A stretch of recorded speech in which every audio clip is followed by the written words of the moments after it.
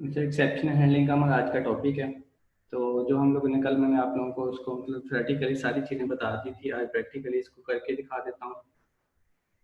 तो इसमें हम लोग एक्सेप्शन हैंडलिंग में हम लोग इसलिए इसको इस्तेमाल करते हैं ताकि किसी भी प्रोग्राम का या जो आप लोग सॉफ्टवेयर बना रहे हो या कोई एप्लीकेशन बना रहे हो उसका जो एक अनएक्सपेक्टेड बिहेवियर शो होता है ना, किसी लॉजिकली प्रॉब्लम की वजह से, तो उसको हैंडल करने के लिए हम एक्सेप्शन हैंडलिंग को यूज़ करते हैं।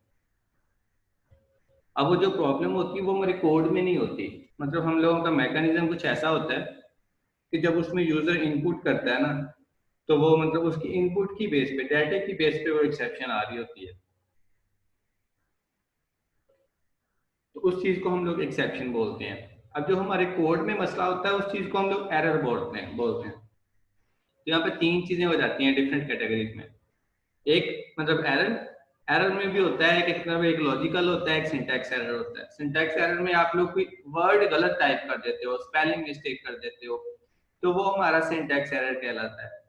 लॉजिकल एरर मतलब कोई आप लॉजिक क्रिएट करते हो किसी काम को करने के लिए, जैसे कि मैंने एक अरे में कुछ वैल्यूज रखी हुई है, उनको सॉर्ट करना है, तो सॉर्टिंग का एक एल्गोरिथम लगाऊंगा तो उसकी एक लॉजिक होगी उन वैल्यूज को सॉर्ट करने की। मैं उस लॉजिक में कोई मिस्टेक कर देता हूँ तो वो लॉजिकल एरर कहलाती होती है। और तीसरी चीज इसके साथ एक्सेप्शन होती है। अब कुछ स्टूडेंट्स मतलब एक्सेप्शन को एरर समझ लेते हैं, ये एरर नहीं होती। मतलब ये मतलब एक अनएक्सपेक्टेड बिहेवियर होता है जो आपके किसी उसके अंदर जाने वाले उस एप्लीकेशन को एज ए इनपुट के तौर पर मिलने वाले डाटा की बेस पे आ जाती है। तो इसको फिर हम लोग ऐसा मतलब कोड, ऐसा वर्किंग क्राइटेरिया जिसमें हमें एक्सेप्शन का डर होता है, उसको हम फिर एक्सेप्शन हैंडलिंग की टेक्निक यूज करते हुए उसको वहां पे राइट कर लेते हैं। इसको हम लोग हैंडल करते होते हैं, रिमूव नहीं होती ये रिमूव तो हम, क्योंकि ये डाटा की बेस पे होती है, हमें नहीं पता यूजर ने डाटा क्या इनपुट करना है इसमें। तो इसलिए वो जब वो उसमें डाटा इनपुट करेगा तो उसी टाइम वो एक्सेप्शन जनरेट होनी है। तो हमें क्योंकि अब पहले से मालूम नहीं है तो इसलिए हम लोग इसको रिमूव तो नहीं कर सकते, लेकिन इसको भी एक ऐसा मैकेनिज्म बना सकते हैं कि जब ये एक्सेप्शन क्रिएट हो तो वो उधर हैंडल हो जाए। और आप उन वहां पे एक मैसेज मतलब जनरेट कर दे जिससे मुझे पता चल जाए कि ये वाली एक्सेप्शन आ रही है, जिसकी वजह से ये जो मेरा प्रोग्राम है ये अनएक्सपेक्टेड बिहेवियर शो करवा रहा है, ताकि मैं जब दोबारा उस प्रोग्राम को रन करूं तो मैं वो वाला काम ना करूं। या जैसे आप लोग कोई सॉफ्टवेयर इंस्टॉल करते हैं तो आप लोगों के पास एक कोई कंपैटिबिलिटी एरर मैसेज आ जाता है, इशू आ जाता है।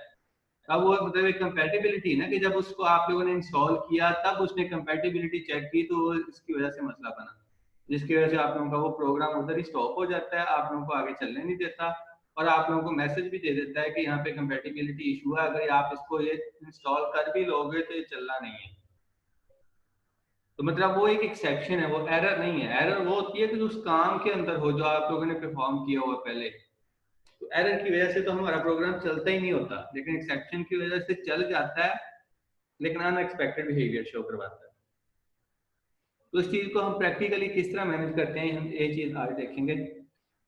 इसमें मैं एक मतलब एक क्लास फाइल बना ली। जब भी आप लोग एक सी शॉप की फाइल प्रोग्राम क्रिएट करते हो तो ये जो बेसिक स्ट्रक्चर आप लोगों को नजर आ रहा है आप लोगों की स्क्रीन पे, ये बाय डिफॉल्ट बना हुआ आ जाता है। मतलब आप लोगों के कुछ जो कंपल्सरी लाइब्रेरीज हैं वो भी आप लोगों के टॉप पे इंक्लूड हुई हुई आ जाती हैं, आप लोगों का नेम स्पेस भी आ जाता है टॉप पे, और आप लोगों के पास एक क्लास और उसके अंदर एक मेन मेथड भी क्रिएट हुआ हुआ आ जाता है। यानी कि एक ऐसी क्लास जो इंस्टेंशिएट विद मेन मेथड होती है। ठीक है, यानी कि ऐसी क्लास जिसके अंदर मेन मेथड होता है वो एक क्रिएट हुई हुई आ जाती है, क्योंकि ये कंपल्सरी होती है। और दूसरी टाइप होती है क्लास की जिसके अंदर मेन मेथड नहीं होता, जिसका हम जस्ट एक ऑब्जेक्ट क्रिएट कर सकते हैं, इंस्टेंशिएट विद एन ऑब्जेक्ट। तो मैंने एक क्लास क्रिएट कर ली जिसके अंदर मेरे पास एक मेन मेथड बना हुआ है, मैं इसी मेन मेथड से स्टार्ट कर लूंगा। तो क्योंकि जब हम इस प्रोग्राम को रन करते होते हैं तो सबसे पहले हमारा मेन मेथड ही चलता है, तो हम लोगों ने अपने काम का फ्लो भी मेन मेथड से ही स्टार्ट करना होता है। तो मैं यहाँ से स्टार्ट करता हूँ, दो वेरिएबल ले लेता हूँ। जैसे कि अब एक्सेप्शन डिवाइड बाय जीरो की एक्सेप्शन है, मतलब हम लोग किसी वैल्यू को जीरो पे डिवाइड करते हैं तो या तो उसका आंसर इंफिनिटी आ जाता है या फिर वो मतलब वो लूप चला देता है, जीरो पे डिवाइड करता ही रहता है क्योंकि होती रहती है ना। तो इंफिनिटी का मतलब भी यही होता है कि कोई एंड नहीं है उसका। तो इस वजह से हम लोग उसको कर लेते हैं। तो पहले हम लोग डिवाइड बाय जीरो वाले एक्सेप्शन एक जनरेट करके उसको हैंडल करके देख लेते हैं किस तरह होती है और किस तरह हम लोग उसको हैंडल करेंगे। तो उसके लिए मुझे मतलब कुछ वेरिएबल चाहिए होंगे, तो मैं मतलब दो वेरिएबल्स ले लेता हूँ। एक इज इक्वल टू, मैं यहीं पे इनिशियलाइज भी करवा दूंगा, बाकी आप लोगों को तरीका का बताया हुआ है कि यूजर से वैल्यू किस तरह लेनी है, लेकिन अभी अपने कोड को शॉर्ट रखने के लिए मैं इसको इसके अंदर ही इनिशियलाइज भी करवा देता हूँ। एक वेरिएबल ले लिया, उसको 98 वैल्यू दे दी, दूसरा वेरिएबल ले लिया, उसको मैंने 0 वैल्यू दे दी जिसके ऊपर मैंने इसको डिवाइड करना है, और एक वेरिएबल मैं ले लेता हूँ जिसके अंदर मैंने इसका रिजल्ट स्टोर करवाना है। रिजल्ट के नाम से एक वेरिएबल ले लिया कि इनको डिवाइड करके स्टोर करवाने के लिए, इसको भी मैं बाय डिफॉल्ट पहले 0 रख देता हूँ। बाद में हम जब इनिशियलाइजेशन करते हैं और डिक्लेरेशन करते हैं किसी वेरिएबल की, तो बाय डिफॉल्ट हम लोग उसको 0 सेट कर देते हैं। ये 0 सेट इसीलिए करते होते हैं ताकि ना जब कोई ये इसके ऊपर हम लोग फार्मूला लगाएं या जिसके अंदर जब कोई वैल्यू आए तो ये कोई गार्बेज वैल्यू ना उठा ले, इसलिए हम लोग वेरिएबल्स को बाय डिफॉल्ट पहले 0 सेट कर देते होते हैं।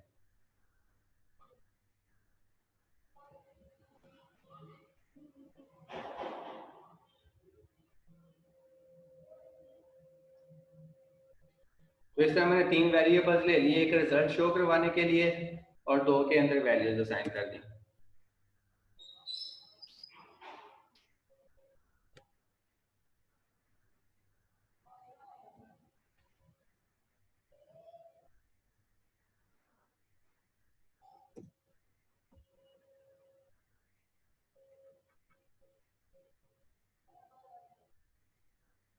अब मैं इसके ऊपर एक फार्मूला लगाऊंगा।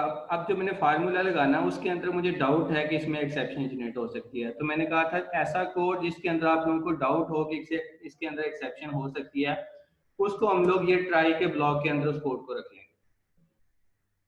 ठीक है, तो इसके ये 2 ब्लॉक कंपलसरी होते हैं, एक ट्राई का जिसके अंदर हम वो कोड लिखेंगे जिसके अंदर हमें डाउट है कि इसके थ्रू कोई एक्सेप्शन हो सकती है, और दूसरा कैच का। कैच का ब्लॉक एक फंक्शन की तरह का होता है, ठीक है, और इसके अंदर हम लोगों ने वो लिखना होता है कि जो एक्सेप्शन हमारी जनरेट हो सकती है। अब डिवाइड बाय जीरो की एक्सेप्शन मेरे डाउट है ना हो सकती है, तो इसके अंदर मैंने वही लिखना है। तो जब ऐसे आप टाइप करते हैं ना तो वो नीचे आ जाती है डिवाइड बाय जीरो की एक्सेप्शन, वो आगे मैंने उसको टैब का बटन दबाऊंगा और ये एक्सेप्ट हो जाएगी।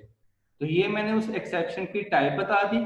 जैसे आप फंक्शन के अंदर एक पैरामीटर पास करवाते हैं तो पहले एक डाटा टाइप बताते हैं, फिर वेरिएबल का नाम बताते हैं, ऐसे ही मैंने ये पहले टाइप बता दी। उसके अंदर एक फिर हम लोगों ने इसकी इंस्टेंस रखनी होती है, वो मैंने डी रख लेता हूँ डिवाइड बाय एक्सेप्शन की। तो मैंने इसका जो इंस्टेंस रख लिया वो डी रख लिया। ये अब जो इसका मैंने इंस्टेंस रखा है ये मैंने अब आगे यूज करना है इस एक्सेप्शन को प्रिंट करवाने के लिए मैसेज के अंदर, यानी कि इसका ये ऑब्जेक्ट हमें आगे जरूरत पड़ेगी, चाहिए होगा।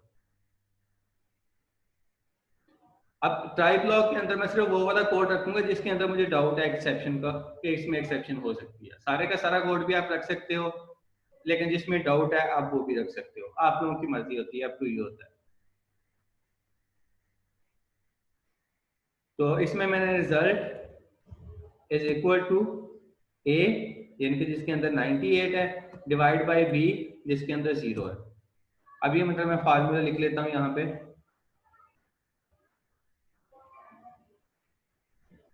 अब मैं इसको अगर रन करूंगा तो अब 98 को 0 पे डिवाइड करूंगा तो ये मेरे पास मतलब एक किस्म की एक्सेप्शन बन रही है कि 0 पे जब हम किसी चीज को डिवाइड करते हैं तो वो डिवाइड होता ही जाता होता है।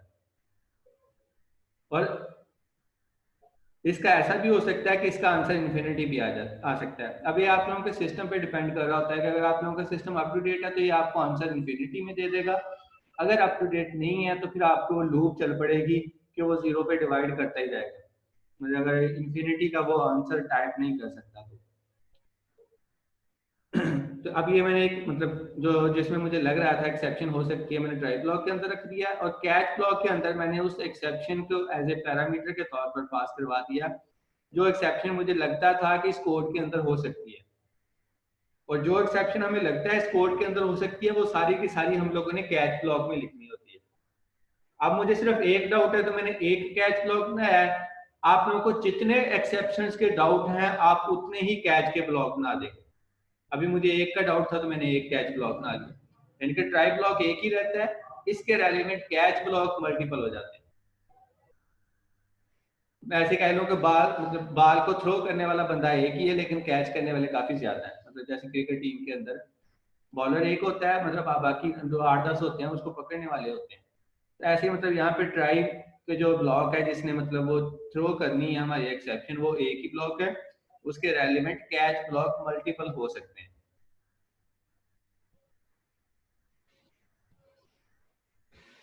तो यहाँ पे अब मैं एक मैसेज खुद मतलब यूजर डिफाइंड मैसेज प्रिंट करवा लूंगा, और एक मैसेज जो मैं है वो हमारे जो सिस्टम जनरेटेड होता है वो वाला प्रिंट करवा लूंगा।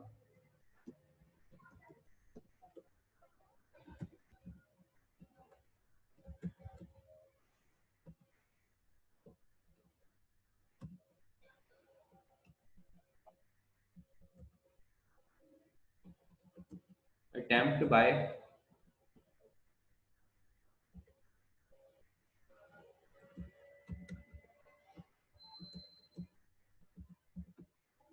अटेम्प्ट डिवाइडेड बाय जीरो, मतलब आप जीरो के ऊपर डिवाइड करने के लिए वो उसको ट्राई कर रहे हो, तो मैंने एक जस्ट एक जनरल मैसेज प्रिंट करवा दिया। ठीक है, तो ये तो मैंने एक यूजर डिफाइंड मैसेज प्रिंट करवा लिया। दूसरा मैंने आप लोगों को ये बताया था कि जब हम टाइप बताते हैं तो साथ एक इंस्टेंस क्रिएट कर लेते हैं, ये डी के नाम से मैंने क्रिएट कर बता दिया। इसको भी हम लोग यूज करते हैं जो सिस्टम जनरेटेड मैसेज होता है ना उसको प्रिंट करवाने के लिए, कंसोल डॉट राइट लाइन। अब मैं मतलब जो मैसेज प्रिंट करवाऊंगा वो उस इंस्टेंस को यूज करते हुए मैसेज की फील्ड को कॉल करवाऊंगा। अब ये मैसेज की जो फील्ड होती है ये सिस्टम मतलब एक्सेप्शन ऑटो जनरेट करती है जो वहां से होती है, यानी कि एक्सेप्शन की जो क्लास है वहां से ये फील्ड पहले से मौजूद होती है, हम लोगों ने इस इंस्टेंस को यूज करते हुए जस्ट उसको कॉल करवाना है। तो डी ई डॉट मैसेज ये फील्ड को मैं जस्ट यहाँ पे आके कॉल करवा लूंगा। तो यहाँ पे इसके मतलब मेरे पास दो मैसेज आ सकते हैं, एक तो ये मतलब यूजर डिफाइंड ये भी प्रिंट हो जाएगा, ये जो सिस्टम का जनरेटेड है वो भी प्रिंट हो जाएगा। मतलब ये तो हमारा हो गया इतना कोड मतलब राइट करने के लिए। और तीसरी चीज इसमें जो आती है वो हम लोगों ने अब चूंकि इसको अभी कंसोल पे रन कर रहे हैं तो ब्लैक स्क्रीन को अपने पास स्टे रखने के लिए, रुका रखने के लिए, ताकि मैं उसकी आउटपुट जो प्रिंटेड है वो देख सकूं, कंसोल डॉट रीड ही लिखते होते हैं हम लोग। ठीक है, तो वो चीज हम लोग या तो ट्राई ब्लॉक के अंदर लिखेंगे या फिर फाइनली ब्लॉक के अंदर लिखेंगे तो ही वो एग्जीक्यूट होगी। अदरवाइज कैच ब्लॉक तो तब एग्जीक्यूट होना है जब हमारे पास यहाँ पे कोई एक्सेप्शन जनरेट होगी। अगर कोई यहाँ पे एक्सेप्शन जनरेट नहीं होती तो फिर तो हमारे पास जो हमारा कैच ब्लॉक होता है उसने एग्जीक्यूट ही नहीं होना, और फिर वो रीड की वाला फंक्शन भी नहीं चलेगा।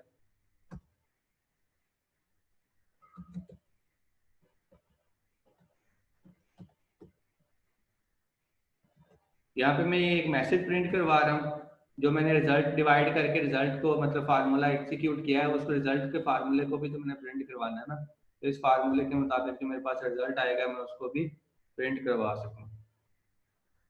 तो रिजल्ट ऑफ डिवीजन एक मैसेज आ जाएगा और इज इक्वल टू आगे रिजल्ट का जो रिजल्ट के अंदर आंसर आएगा वो आ जाएगा। तो ये मैंने फार्मूले को पहले प्रिंट करवा लिया, उसके बाद ये मैंने मैसेज प्रिंट करवा लिया कैच के अंदर। अगर आप ट्राई ब्लॉक के कोड के अंदर कोई एक्सेप्शन आती है तो कैच का ब्लॉक उसको एक्सेप्ट कैच करेगा और कैच करने के बाद उसके रेलिवेंट उसका मैसेज प्रिंट करवा देगा। अगर एक्सेप्शन नहीं आती तो कैच का ब्लॉक नहीं चलेगा, और जब नहीं चलेगा तो फिर मुझे जो रीड की वाला फंक्शन है ना वो इस ट्राई के ब्लॉक के अंदर रखना पड़ेगा।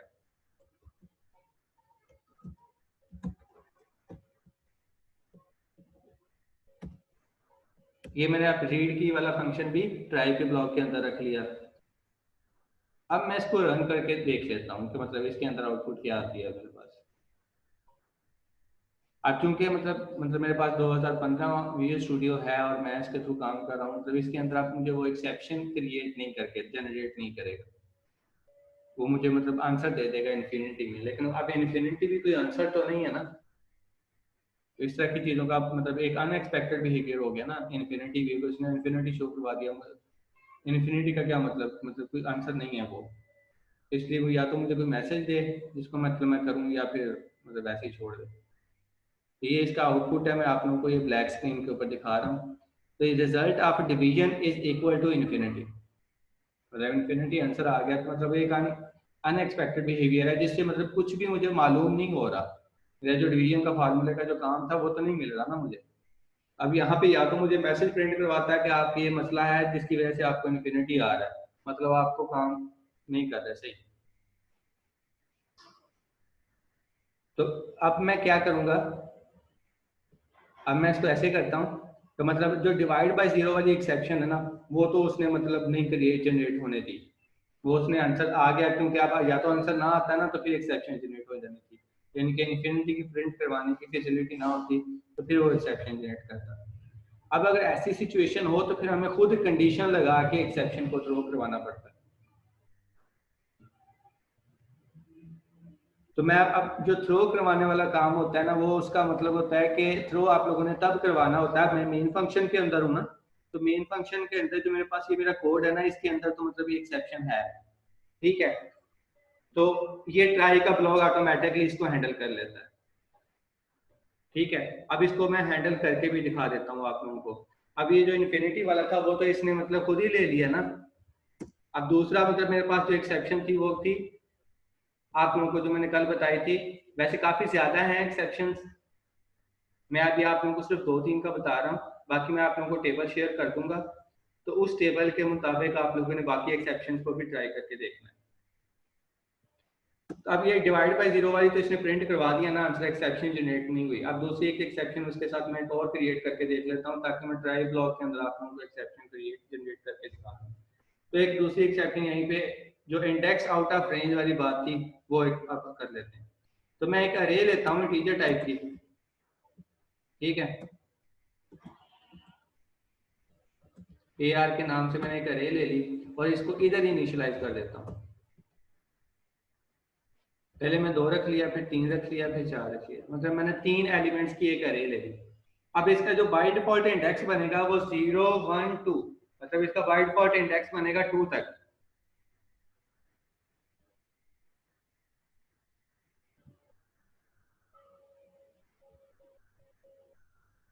इसका बाय डिफॉल्ट इंडेक्स 2 तक बनेगा, तो लेकिन मैं अब जब प्रिंट करवाऊंगा ना इसको, ये मैं इसको कमेंट कर देता हूँ।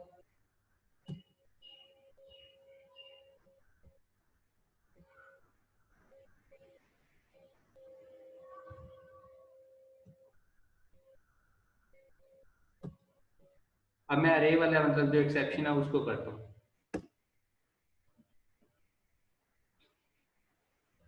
अब मैं प्रिंट करवाने की कोशिश करता हूँ थ्री अरे जो इंडेक्स पे वैल्यू होगी उसको, console dot right line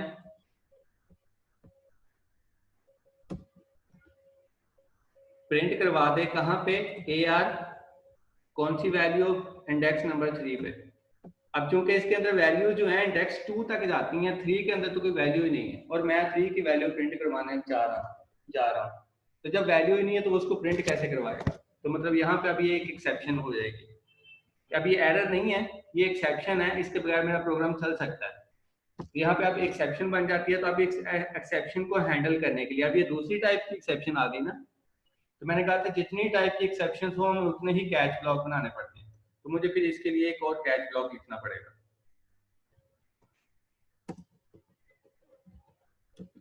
catch,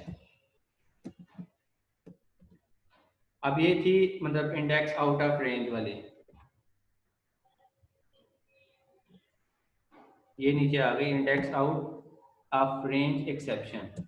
तो आई ई के नाम से मैं इसका ऑब्जेक्ट रख लिया, और इसको इसके अंदर मैं जस्ट सिस्टम जनरेटर मैसेज ही प्रिंट करवा लेता हूँ, यूजर डिफाइन नहीं करवाता। कंसोल डॉट राइट लाइन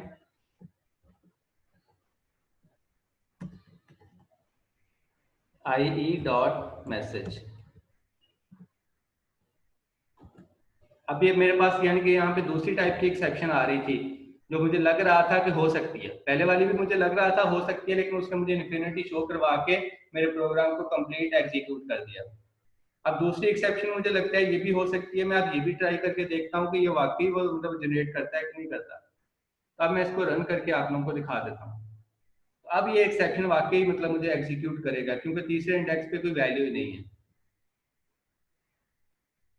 अब उसने क्या किया, मैंने जैसे ही उसको रन किया ना तो 1 सेकंड के लिए मेरे पास ब्लैक स्क्रीन आई और उसके बाद वो डिसेबल हो गई। क्या हुआ कि अब इस लाइन के अंदर मेरे पास एक्सेप्शन जनरेट हुई। अब जिस लाइन में एक्सेप्शन जनरेट होती है, मैंने आप लोगों को कल भी बताया था कि उस लाइन से आगे आप लोगों का कोड एग्जीक्यूट नहीं होता। वो प्रोग्राम को वहीं पे स्टॉप कर देता है और आप लोगों को मैसेज प्रिंट करवा देता है। ठीक है, अब यहाँ पे इस लाइन से आगे ये मेरा प्रोग्राम एग्जीक्यूट नहीं होगा तो मेरा रीड की वाला फंक्शन नहीं चलेगा। जब ये फंक्शन नहीं चलेगा तो ब्लैक स्क्रीन रुकी नहीं रहेगी और मैं आउटपुट नहीं देख सकूंगा। अब मुझे मतलब ऐसा एक ब्लॉक चाहिए, वही ब्लॉक, थर्ड ब्लॉक, फाइनली वाला, कि अगर कहीं मेरे कोड के अंदर कोई एक्सेप्शन आ भी जाए तो वो कोड मेरा लाजमी चलना चाहिए। तो अब मैंने रीड की वाला फंक्शन तो लाजमी चलाना ही चलाना था ताकि मैं अपनी आउटपुट को देख सकूं। तो फिर ट्राई, कैच और इसके बाद आखिरी जो तीसरा ब्लॉक होता है वो फाइनली का होता है। इसके अंदर मैं अब रीड की वाला फंक्शन लिखूंगा तो अब वो चल जाएगा।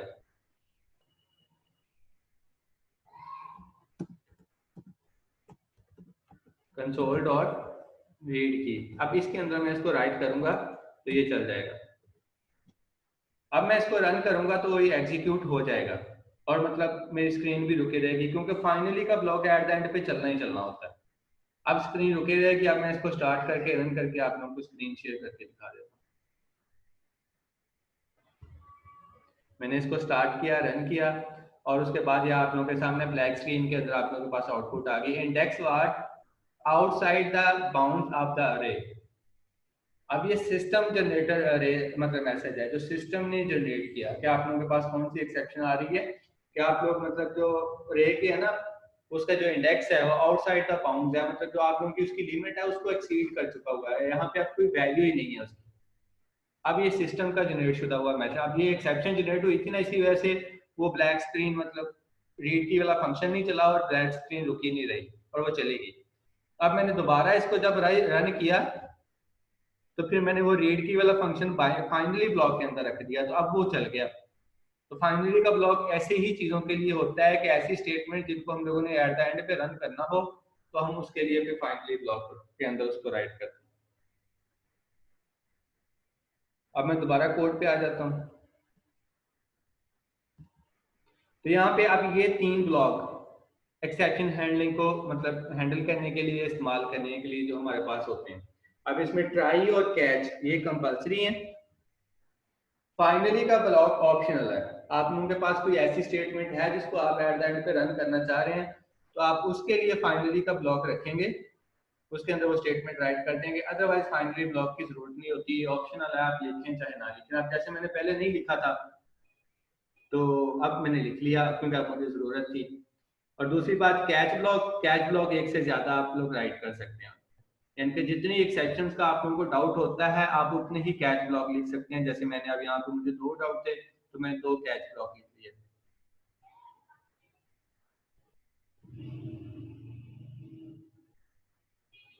अब तीसरी चीज जो इसमें थी वो थ्रो का कीवर्ड था। अब मैं इसको ये मतलब जो इंडेक्स आउट ऑफ बाउंड वाला था इसको मैं खत्म कर देता हूँ।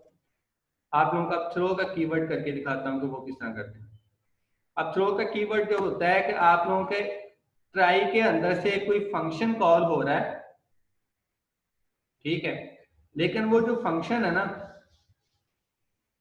वो फंक्शन इस मेन फंक्शन के अंदर नहीं है, वो कहीं और जगह से कॉल हो रहा है। और जहां से मैंने इसको फंक्शन को कॉल करना है ना तो वो जो हमारी एक्सेप्शन है वो उस फंक्शन के अंदर हो रही है, ट्राई ब्लॉक के अंदर नहीं हो रही। मतलब यहाँ से मैं इसके अंदर ना रिजल्ट के अंदर जो मेरे पास वैल्यू आ रही है मैं वो एक फंक्शन बना लेता हूँ सेव डिवीजन का, ठीक है। अब मैं इस फंक्शन को यहाँ से कॉल करता हूँ इसको, तो ये ए और बी इसको पास कर देता हूँ, यानी कि अब मेरी जो डिवीजन है ना वो वहां पे जाके परफॉर्म होगी इस फंक्शन के अंदर जाके, जो कि यहाँ पे मौजूद नहीं है, वो कहीं और जगह पे है। हालांकि ये मेरा जो उस फंक्शन की कॉलिंग बॉडी है ये मेरी इस ट्राई ब्लॉक के अंदर पड़ी हुई है, लेकिन जो एक्सेप्शन है वो तो दूसरे जहां से ये फंक्शन कॉल हो रहा है, जहां पे ये फंक्शन पड़ा हुआ है वहां पे जनरेट हो रही है। तो वहां से मैंने एक्सेप्शन भी साथ मंगवानी हो तो वहां पे मुझे थ्रो का कीवर्ड यूज करना पड़ता होता है। अब मैं एक फंक्शन और ऊपर अलहदा से बना लेता हूँ, यही सेफ डिवीजन का, और मैं वहां से फिर एक्सेप्शन को थ्रो करवाऊंगा। अब मेरी एक्सेप्शन ये ट्राई के ब्लॉक के अंदर नहीं जनरेट हो रही, लेकिन जहां पे जनरेट हो रही है वो चीज कॉल ट्राई के ब्लॉक के अंदर से हो रही है। तो यहाँ पे मैंने क्लास के अंदर टॉप पे एक और फंक्शन बना लिया, सेव डिवीजन वाला वही। ठीक है, अब इस फंक्शन को मैं यहाँ से ट्राई के ब्लॉक के अंदर से अगर कॉल करवाता हूँ, तो यहाँ से मैं दो वैल्यूज पास कर रहा हूँ, तो ये एक्सेप्शन मेरी जो वैल्यूज है दोनों डिवाइड तो हो रही है यहाँ पे आके, तो मेरी जो डिवीजन है वो यहाँ पे है, तो एक्सेप्शन भी तो यहीं पे क्रिएट होगी ना। तो ऐसी सूरत में फिर हम लोग थ्रो का कीवर्ड यूज करते होते हैं कि जब ये चीज मतलब जो एक्सेप्शन जनरेट हो रही है वो किसी और जगह से हो रही है, और हम लोगों ने ट्राई कैच का ब्लॉक किसी और जगह पे लिखा हुआ है जहां से वो कॉल हो रही है, तो फिर हम लोग वहां से जैसे हम ये रिजल्ट रिटर्न करवाते हैं ना, ऐसे ही हम ये एक्सेप्शन भी थ्रो करवा लेते हैं। अब मुझे डाउट था ना इसमें, मतलब एक्सेप्शन हो सकती है कि डिवाइड बाय जीरो वाली, तो मैंने इसको कंडीशन लगा के चेक किया, जो इसका जो डिवाइडर था जिसके ऊपर इसमें डिवाइड होना था, जीरो वाली वैल्यू जो थी, उसको मैंने वाई को रिजल्ट कंडीशन लगा के चेक किया कि अगर इसके अंदर वैल्यू जीरो आ रही है तो ये एक एक्सेप्शन थ्रो कर देगा। ये उसके लिए हमारे पास कोड होता है, throw new system dot divide by zero exception. तो यहाँ से ये सिस्टम एक्सेप्शन को एक को थ्रो कर देगा। जब ये यहाँ से थ्रो करेगा तो ये कहाँ पे थ्रो होके जाएगी, जहां से ये फंक्शन कॉल हो रहा था ये वहां पे थ्रो होके जाएगी, और वहां पे जो मेरे पास कैच ब्लॉक होगा वो इसको गेट करेगा, यानी कि इसको कैच करेगा और इसका मैसेज प्रिंट करवा देगा। अब मैं इसको रन करता हूँ ना, तो अभी इसकी डिवाइड बाय जीरो वाली एक्सेप्शन को कैच करेगा। मैं आप लोगों को रन करके दिखा दूंगा।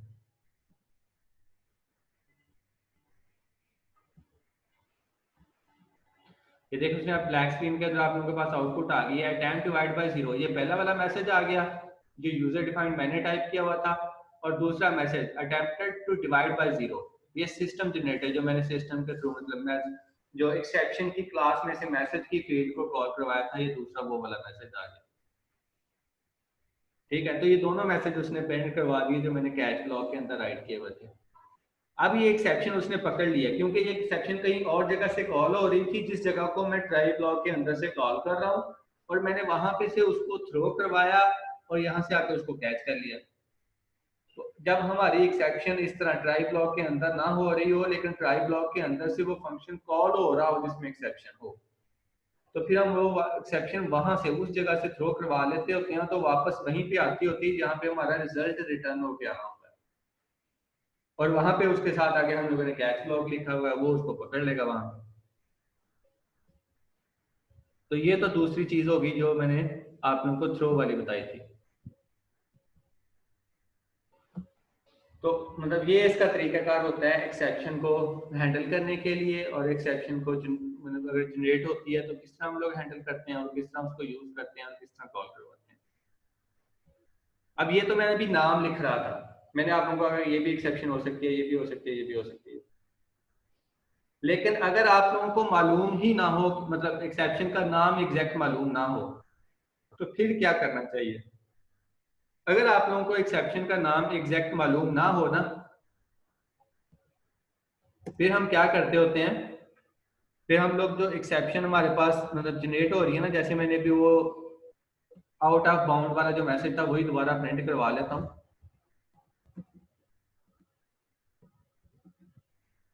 क्योंकि ऊपर मेरे पास वेरिएबल बना हुआ है, जस्ट प्रिंट ही करवाना है AR3।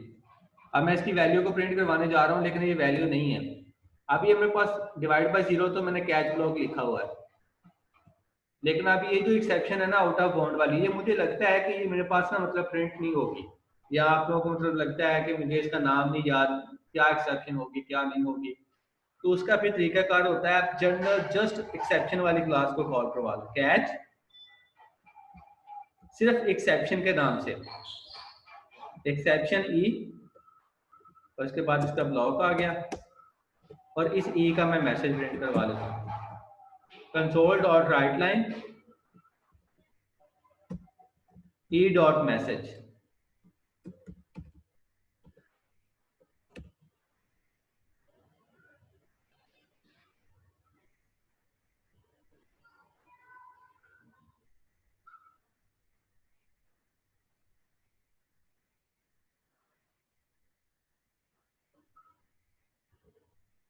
और दूसरे को मैं अभी थोड़ी देर के लिए रिमूव कर देता हूँ।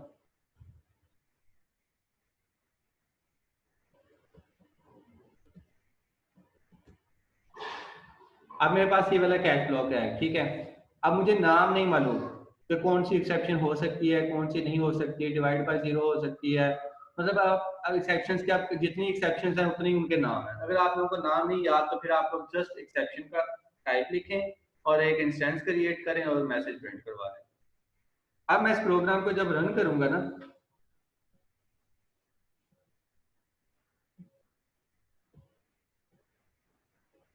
तो ये मुझे उस मतलब एक्सेप्शन जो जनरेट होगी, जो भी होगी, उसका मुझे मैसेज प्रिंट करवा देगा। मुझे अब नाम लिखने की जरूरत नहीं पड़ेगी। तो मैं आप लोगों को ये शेयर करता हूँ उसकी आउटपुट। अब आप लोगों को ब्लैक स्क्रीन में आउटपुट नजर आ रही है, उसमें लिखा है index was outside the bounds of the array. यानी कि जो पहली पहली जब जैसे एक्सेप्शन एक क्रिएट होती है, वो कैच होती है, उसके बाद वाला कोड चलता ही नहीं। तो पहले पहले यही एक्सेप्शन क्रिएट हुई थी, वो एक्सेप्शन वाला जो कोड था उसने इसको कैच किया और उसका मैसेज प्रिंट करवा दिया। यानी कि अगर हमें एक्सेप्शन का नाम याद ना हो तो हम जस्ट सिंपल एक्सेप्शन टाइप लिख के उसका इंस्टेंस क्रिएट करके